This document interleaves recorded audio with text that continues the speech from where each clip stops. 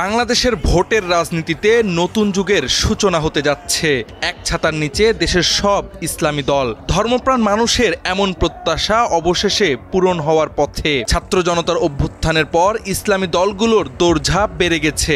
এক বাক্সে ভোট পাঠাতে মরিয়া হয়ে চেষ্টা করছেন তারা। সূত্র বলছে সিদ্ধান্ত হয়ে গেছে, এখন শুধু ঘোষণা বাকি।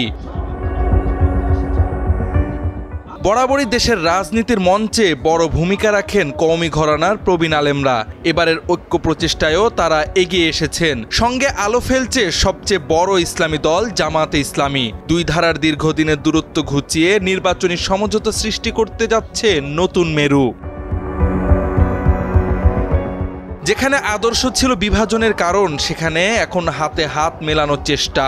বহুদিন পর এক দারুণ সমীকরণ তৈরি হচ্ছে ইসলামী রাজনীতির অঙ্গনে। জামাতে ইসলামী, যাকে ঘিরে কওমিপন্থী দলগুলো বছরের পর বছর আপত্তি, বিরোধিতা আর তর্ক করে এসেছে, আজ সেই জামাতের সাথেই তারা হাঁটছে নির্বাচনী বোঝাপড়ার পথে। উদ্দেশ্য একটাই, দেশে ইসলাম পন্থাকে শক্তিশালী করা।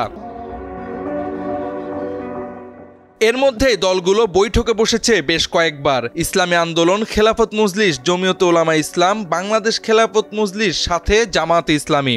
আলোচনার টেবিলে গুরুত্ব পাচ্ছে নির্বাচনী আসন সমঝোতার বিষয়টি।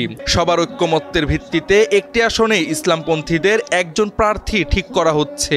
নির্বাচনের দিন তারিখ ঠিক হলে এ জোটের পূর্ণরূপ প্রকাশ করা হবে বলছেন দলগুলোর নেতারা।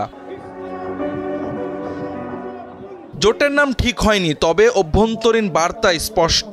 একসাথে না দাঁড়ালে ভোটের মাঠে বড় রাজনৈতিক দল বিএনপির সাথে সুবিধা করা যাবে না। বাস্তবতা বলছে 5 দলের 5 জন প্রার্থী দিলে একজনও জিতবে না, কিন্তু এক প্রার্থী দিলে কপালে অনেক কিছুই জুটতে পারে। তাই ইসলামী রাজনীতির নেতৃবৃন্দ বসছেন একসঙ্গে, যে কোনো উপায়ে ব্যালটকে এক জায়গায় আনতেই হবে।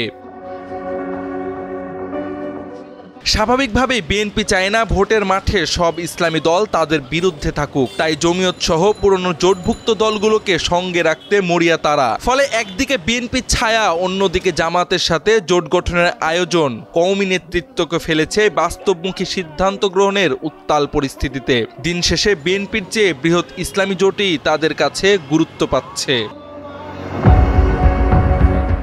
জাওয়াদ আহমদ, সময়ের আলো।